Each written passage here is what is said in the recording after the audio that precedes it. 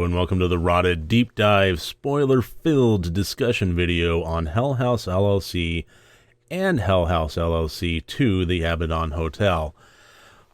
Now, I mentioned in my review of the second one, I would just be discussing why this was doomed from the start, and really what it comes down to is there is nothing scarier than the unknown. And inherently, everything was known. Before the script, the first letter of the script was typed, it was known. And moreover, when the script decided to incorporate existing characters that had intimate knowledge of the Abaddon Hotel, it became the unknown was broken for the characters as well. So the fear levels just inherently weren't going to be quite as high. Now, when the first one, I say this a lot, is the heart of a really good horror movie is going to be a mystery. The mystery of this one was not necessarily, why or so on and so forth. It was more what. It was what-based. And the what was, what power does this hotel have? What level of intelligence and maliciousness and malfeasance is this hotel going to be accomplishing? And when the characters walk through there, they're totally ignorant of it. They actually have to be. If they knew ultimately what this hotel was capable of, there's no way they would have even gotten in their car to drive to it. So there was a level of ignorance there that existed for both the characters and for the audience. You knew this was an abandoned building, but to what level of... it was pretty easy to guess that it was haunted, given the nature of what type of movie this was. But to what level? Is it going to be moving some stuff around? Is it capable of possessing people? Is it capable of manipulating reality and warp time? What can it do? What level of power does it have, and what is its intention? Is it a wayward spirit that is looking for redemption or for closure within its life and is trying to simply deliver messages to the people? Is it an evil entity that is simply out to kill everybody without any kind of a mind to it? Is it out to kill everybody with a specific purpose? And then back full circle around, if whatever its intentions were, how much power does it have to carry those out? And a lot of the scares of the movie got presented as those questions were starting to get answered, as we started to see, okay, well, the clown, it was able to manipulate the people, it was able to directly influence, and we saw it slowly gain that power. Now, whether or not it had full power in the beginning and was just slowly incorporating it into these people remains to be seen, or whether or not it was weak from the start and gained power as the people occupied the building. Given the events of the second one, I would probably have to say the former.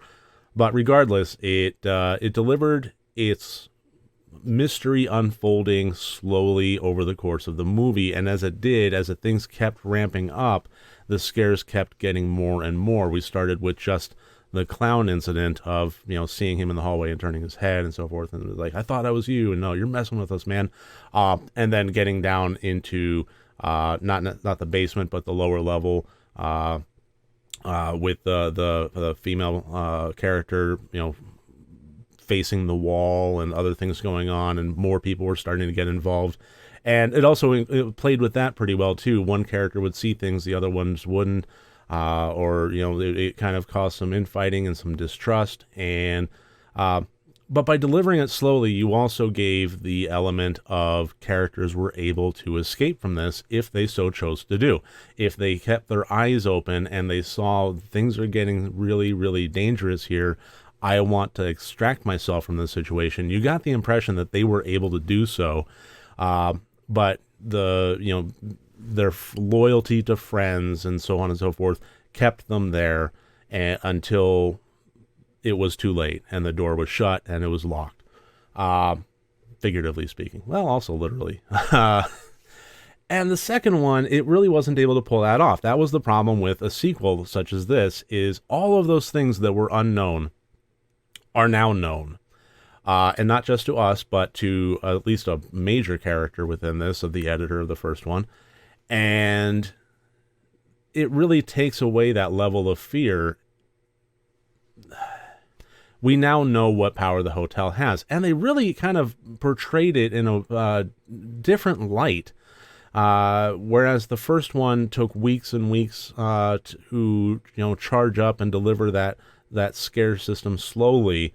This one, it really kind of made it seem like the minute you walk through there, it's game over for you. And what it is at the heart of it is, it's no longer a cat and mouse game. A cat and mouse game presupposes that with a level of cunning and empathy and introspection and good character traits and moral fiber, the mouse is able to escape from the cat's game there. In this one, by having a level of doom happen for people that just happen to break into the house to take some pictures of the dining room and get out. So they are not there for weeks. They are there for less than a minute, and that's enough that they went missing forever.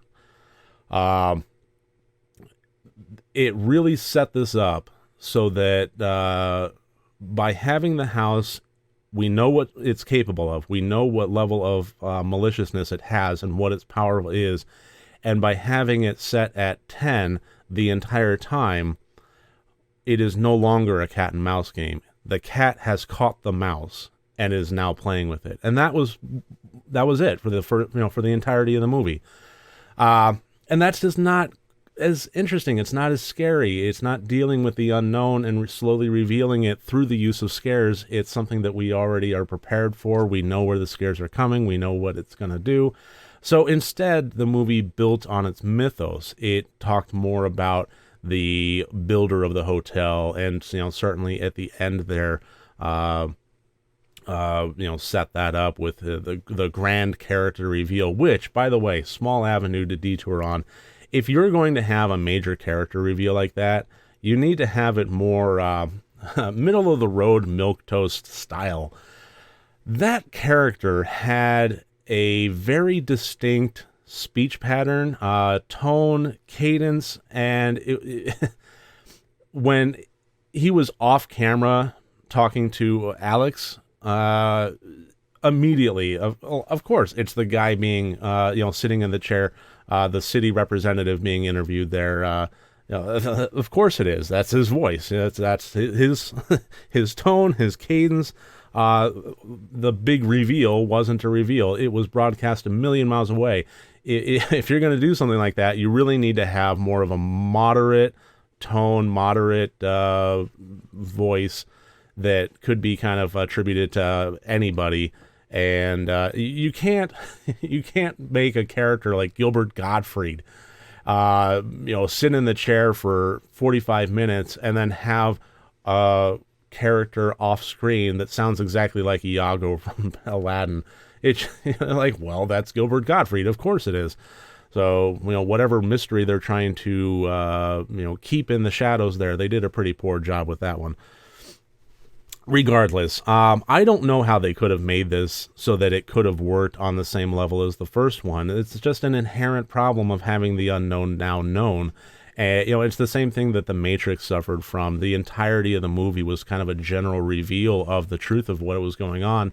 And, what level of power did, one person have? What level of power did the antagonist have? To what degree? What's the situation going on here? It started out very mysterious, very weird stuff happening. And it got to a very solid explanation aside from the fusion pit. But regardless, and then when the second one started, you already knew everything. So that level of mystery unfolding was gone. The unknown was known, and the interest was difficult to keep at the same level. Just like with Hell House LLC 2, the Abaddon Hotel, the fear level was difficult to keep at the same level, and I just don't know how they could have pulled it off. Aside from just wiping the slate, I don't know about doing a you know what? My whole segment of here's what I would have done, I don't know. I might not have made the movie at all. I might have kept the lightning in a bottle for the first one just intact and left it alone. If you have something that has been a surprise hit, and you have a good crew and you have a good cast and you have kind of that inner circle, that Kevin Smith-esque kind of inner circle thing going, I might have used that. Now we've shown what we can do. Now we might have some popularity. Now we might have some funding, and take that team and do something completely different. I think that may be what I would have done instead of trying for a sequel to Hell House LLC. That's just me. I would love at this point to hear from you. If you agree with me, if you disagree with me, whatever, I would really welcome you to leave comments below. If you like these videos, I welcome you to click subscribe. I will be reading comments and engaging with them. So other than that, I really just genuinely appreciate you making me a part of your day. And I really thank you for joining me, and I look forward to seeing you tomorrow. Thank you.